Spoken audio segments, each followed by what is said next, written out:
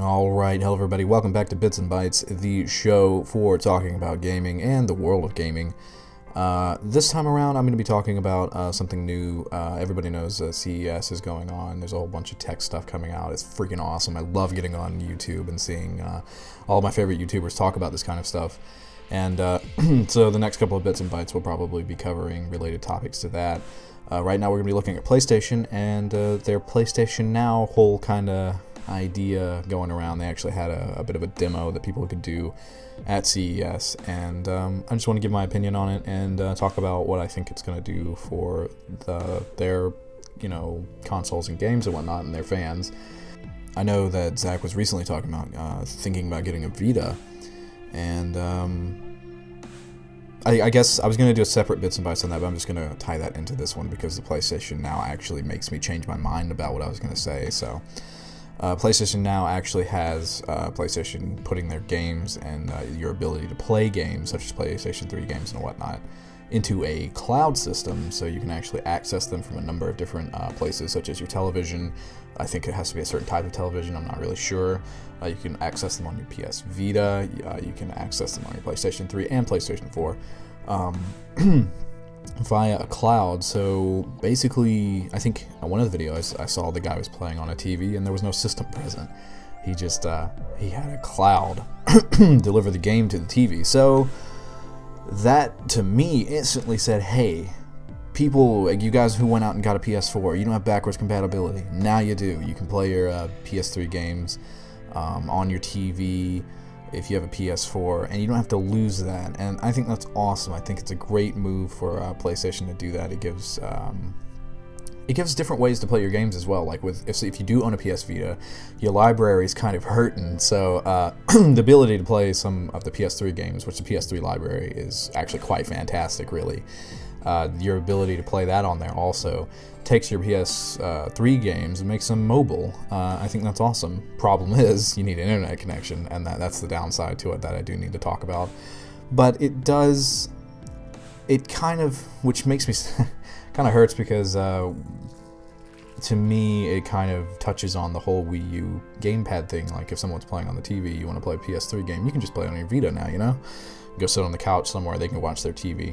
Nobody really uses that function, but I'm saying it takes away that, hey, we have this from Nintendo, which is not good for Nintendo, but it's just a bonus on this really neat system that they seem to have going here. So basically you can play your games anywhere you want. I think right now they're working on getting the PS3 games to work, so I'm not sure if you can play Vita on different games or your PS4, whatever. I don't know how they're doing that. I don't know how the other games are working. So far, I've only seen demos on the PS3 games. So another bad thing about, not necessarily bad, but something that could become an issue about the PlayStation Now is obviously the price that they could slap on this.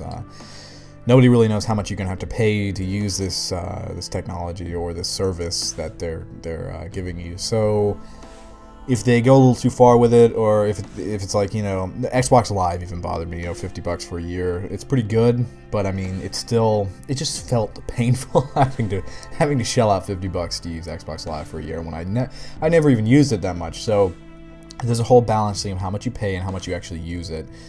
Between the service and the price, and obviously that's something to worry about, so there is that as well.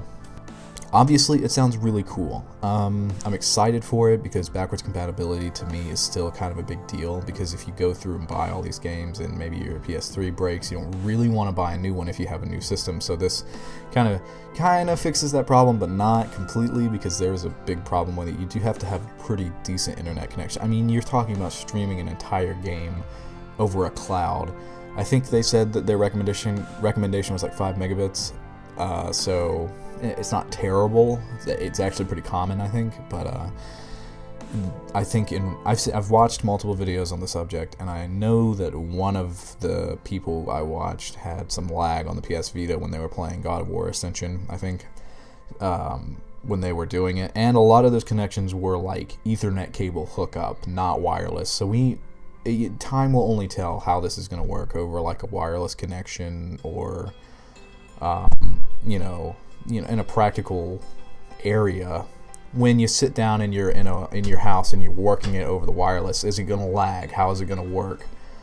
So I think that you got to be lenient, because if they have it all Ethernet hookups and everything at the show just to make it look good, and you still have lag on the PS Vita, there's a problem. So that's the biggest problem I see with it, but I still think it's a wonderful idea. I think it's a great concept, and it's not even coming out until summer, so they still have time to like tweak things, you know.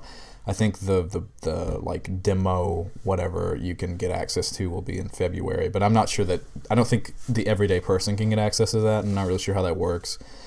But yeah, by summer, I mean, PS4 people could be playing their PS3 games on their TV. That's great. We got some backwards compatibility finally, but only if you have a good internet connection. So I want to know what you guys think about this. Let me know in the comment section below. I think it's a cool idea if they can get it to work. I really do want to know what you guys think about it, and if you have any other CES topics you want me to talk about, let me know in the comment section below. I can do that on Bitz and Bytes. Also, if you haven't yet, go check out GamingNutz in the description. Yeah, that thing. It'll be down there. That's co-op channel with my brother Zach. We play games and talk on podcasts. So if you liked this, you'll definitely like the podcasts. If you liked the video, leave a like, share it with friends. We need some more viewers, so that's always really, really helpful. And if you're new here, subscribe. And the last thing, if you need another place to follow me for some updates, go check out my Twitter with the description below. Everything's down there. Always, everything's down there. So if you guys need something, go read it. All right. Thanks so much for listening, watching. I'll see you guys next time on another Bits and Bytes. See ya.